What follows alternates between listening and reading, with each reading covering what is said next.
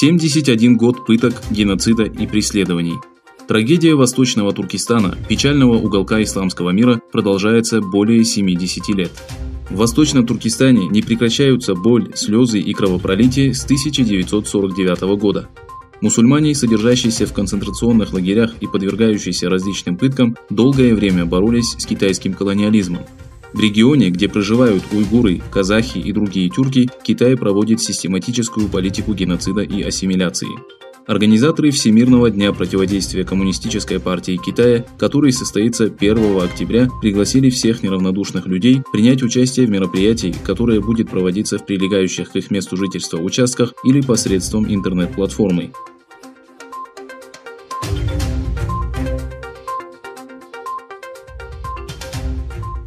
Некоторые члены британского парламента приняли меры по внесению изменений в закон, согласно которым в случае признания судом Великобритании действий Китая в уйгурском регионе геноцидом, торговые отношения между двумя странами будут пересмотрены. Как сообщает газета «Гвардиан», постановление, инициатором которого выступил бывший министр Иэн Дункан Смит, было внесено в качестве поправки к закону о торговых соглашениях. Согласно поправке, правозащитники и потерпевшие получат право обращаться в британские суды, не дожидаясь решения ООН. Если суд признает геноцид, то торговые соглашения с Китаем будут приостановлены.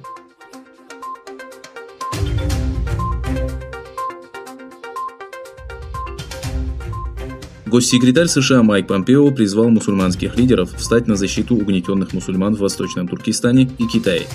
«Я надеюсь, что мусульманские лидеры нарушат свое молчание в отношении уйгуров, казахов, киргизов и других мусульман, находящихся под давлением Коммунистической партии Китая», сказал Помпео на конференции, посвященной свободе вероисповедания, которая прошла в посольстве США в Риме.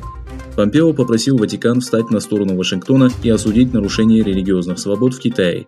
«Я призываю представителей всех религиозных общин набраться смелости, чтобы противостоять преследованиям членов религиозных групп и этнических меньшинств.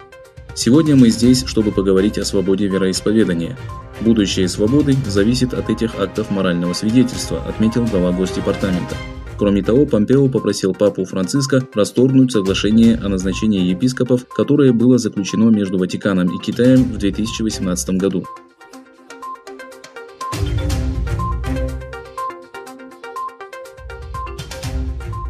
В столице Канады прошла акция протеста против геноцида уйгуров. Демонстранты, собравшиеся перед зданием парламента, провели пресс-конференцию и направились к посольству Китая. Помимо уйгуров, в акции протеста приняли участие представители китайской оппозиции, уйгурских организаций и частные лица. Демонстранты раскритиковали Китай за геноцид уйгуров и призвали прекратить гонения жителей Восточного Туркестана. Они также призвали Канаду и другие страны оказать давление на Китай. По случаю 71-й годовщины оккупации Восточного Туркестана антикитайские протесты проходят во многих частях мира.